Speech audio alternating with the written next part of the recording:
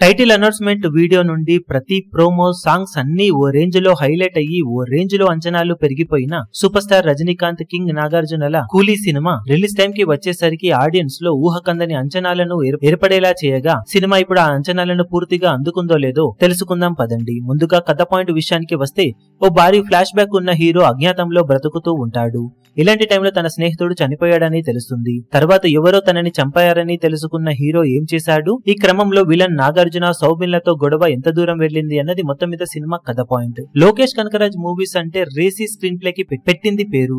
ఈ సినిమా కథ కూడా అలానే సాగుతుంది, కానీ ఫస్ట్ హాఫ్ వరకే అది జరిగింది. సెకండ్ హాఫ్ కి వచ్చేసరికి స్పెషల్ క్యామియోలు కాపాడినా కానీ క్లైమాక్స్ ఎపిసోడ్ వరకు నడకన సాగుతుంది సినిమా. లోకేష్ డైరెక్షన్ లో వచ్చిన ఇతర సినిమాల పరంగా చూసుకుంటే కథ పరంగా వీకెస్ట్ కథ పాయింట్ తో తెరకెక్కిన సినిమా ఇదే అనిపించింది. కానీ అలాంటి కథని కూడా కాపాడడానికి భారీ స్టార్ కాస్ట్ ఉండగా సూపర్ స్టార్ రజనీకాంత్ మరోసారి తనదైన స్క్రీన్ ప్రెజెన్స్ తో ఆకట్టుకున్నాడు. కొన్ని సీన్స్ లో మంచి ఎలివేషన్స్ కూడా పడ్డాయి, కానీ ఇంకా ఎక్కువగా ఎక్స్పెక్ట్ చేశారు అందరూ కూడా, కానీ కొన్నింటితోనే సరిపెట్టారు. ఇక నాగార్జున విలన్ గా ఫస్ట్ హాఫ్ లో డామినేట్ చేసిన సెకండ్ హాఫ్ కి వచ్చేసరికి ఆ రోల్ గ్రాఫ్ పడిపోయింది. ఇక సౌబిన్ మంచి రోల్ పడగా సినిమా అంతా తను కనిపిస్తాడు. Aamir Khan special role impact తక్కువే. శృతి హాసన్ రోల్ పర్వాలేదనిపించగా మిగిలిన యాక్టర్స్ పర్వాలేదనిపించారు. సంగీతం, బ్యాక్గ్రౌండ్ స్కోర్ సినిమాకు బిగ్గెస్ట్ ప్లస్ పాయింట్స్.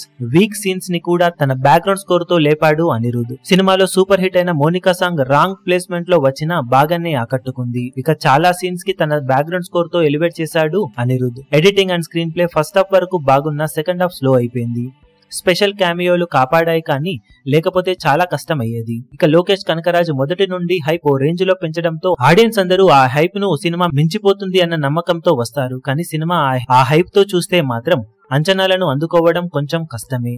చాలా లిమిటెడ్ ఎక్స్పెక్టేషన్స్ తో వెళితే మాత్రం రజనీ మానియా, స్పెషల్ క్యామియోలు, అనిరుద్ మ్యూజిక్, అలాగే background score and last 15 to 20 minutes Rajini age flashback ఎపిసోడ్లు సాటిస్ఫై చేసి పర్వాలేదు ఒకసారి చూడొచ్చు అనిపించవచ్చు. అలా కాదని ఓ రేంజ్ లో హై ఎక్స్పెక్టేషన్స్ తో వెళితే మాత్రం ఫస్ట్ హాఫ్ ఓకే అనిపించిన సెకండ్ హాఫ్ చాలా ఓపికతో చూడాల్సి వస్తుంది. ఓవరాల్ గా అన్ని సినిమాల మాదిరిగానే ఈ సినిమాలో కూడా అప్ అండ్ డౌన్స్ ఉన్నాయి, కానీ సినిమాలో టికెట్ వర్క్ కి తగ్గ సీన్స్ అలాగే స్పెషల్ క్యామియోలు, కొన్ని మేజర్ సీన్స్ బాగానే వర్కౌట్ అవ్వడంతో ఈజీగా ఒకసారి చూసేలా అయితే సినిమా ఎండ్ అవుతుంది. మొత్తం మీద సినిమాకు అన్ని పరిగణలోకి తీసుకుని మేమిస్తున్న rating 2.75 stars out of 5 stars. మీరు సినిమా చూసినట్లయితే మీకు సినిమా ఎలా అనిపించిందో కింద కమెంట్ సెక్షన్ లో చెప్పండి. ఈ వీడియో మీకు నచ్చినట్లయితే లైక్ చేయండి, షేర్ చేయండి, ఛానల్ ను సబ్స్క్రైబ్ చేయడం మాత్రం మరవకండి. ఏ చిన్న అప్డేట్ ను మిస్ అవ్వకూడదు అనుకుంటే బెల్ ఐకాన్ ను ప్రెస్ చేయండి.